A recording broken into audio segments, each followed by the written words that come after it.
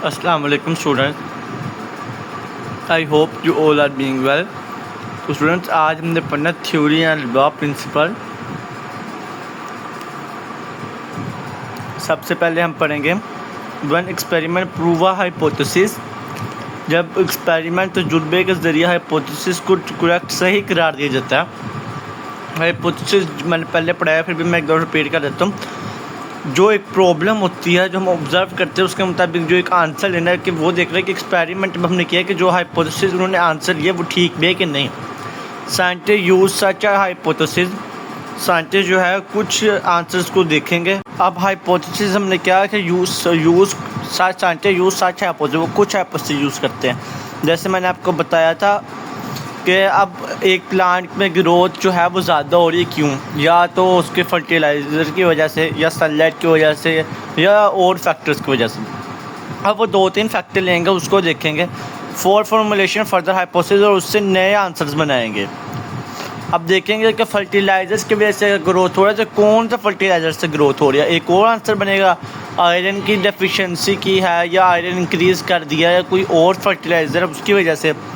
When new hypotheses are again proved by experiment, जब जो hypothesis है आंसर जो है उसको दोबारा प्रूव्ड किया जाता है एक्सपेरिमेंट तजुर्बे के ज़रिए, the original hypothesis become a theory. जो पहले वाली हाइपोथेसिस होती है वो जो है अगर दोबारा अगर एक दफ़ा हाइपोथेसिस बनाए प्रूव्ड होगी, फिर हाइपोथेसिस बनाए प्रूव्ड होगी, तो जब बार प्रूव होती है तो उसे थ्योरी कहा जाता है। और ये शॉर्ट क्वेश्चन भी है, difference between theory and law, तो इसे अच्छी तरह से करना है।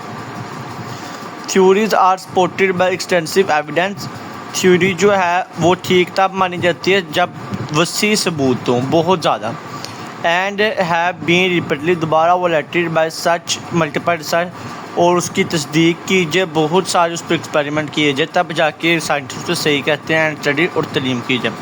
For example the theory of evolution explain, जो नस्ल की है theory, explain how species change over time, इस तरह से नस्ल जो है बार चेंज हो रही है, या उसमें क्या चेंज आ रहे हैं। Scientist keep on testing, scientist जो है टेस्ट करते हैं द थ्योरीज़ के ऊपर, बाय मेकिंग न्यू हाइपोथेसिस, के न्यू हाइपोथेसिस बनाए जा सके, आंसर्स बनाए जा सके फ्रॉम थ्योरीज़ के ऊपर। दे ट्राई देयर बेस्ट, ये अपना अच्छा काम करते हैं टू डिसप्रूव द थ्योरी, कि थ्योरी को रद्द कर दिया जाए कि ये ख़राब है। If a theory is proved again and again, अगर थ्योरी बार जो है एक्सपेरिमेंट के ज़रिए प्रूव्ड हो गई, इट्स बिकम अ लॉ, तो फिर ये लॉ बन जाएगा।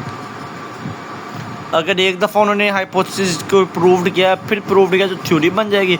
पर अगर बार करी जाएंगे और बार प्रूव्ड होंगे तो वो लॉ हो जाएगा। इसमें डिफरेंस आता है, ये important. A scientific law is uniform, जो एक साइंटिफिक लॉ है वो मसवाइया एंड कॉन्स्टेंट फैक्ट, और उसका एक पूरा असर जो है असरात है हमारी कुदरत पर। The example of biological law की मिसाल है are Hardy Weinberg law and Mendel's law of inheritance. ये हार्डली वेम्बरिंग लॉ है जो वालिदैन की तरफ से बच्चों को दिए जाए विरासत में, हार्डली वेम्बरिंग लॉ है जो नस्ल से बच्चों को मिले, और मेंडल्स लॉ ऑफ इनहेरिटेंस है जो वालिदैन से बच्चों को मिले।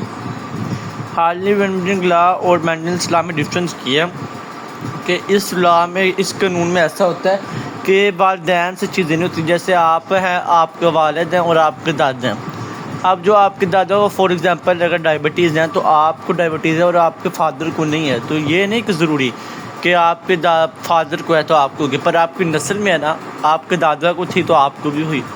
अब आपके दादा से आपको ये इनहेरिटेंस में मिली है, विरासत में मिली, ना कि आपके वालिद से। और मेंडल्स लॉ में जो है वो वालिदैन से जो हमें मिलती हैं चीज़ें विरासत में, जैसे कहते हैं उसकी बच्चे की आँख उसके वालिद से मिलती है, उसका नाक उसकी माँ से मिलता है, इस तरह।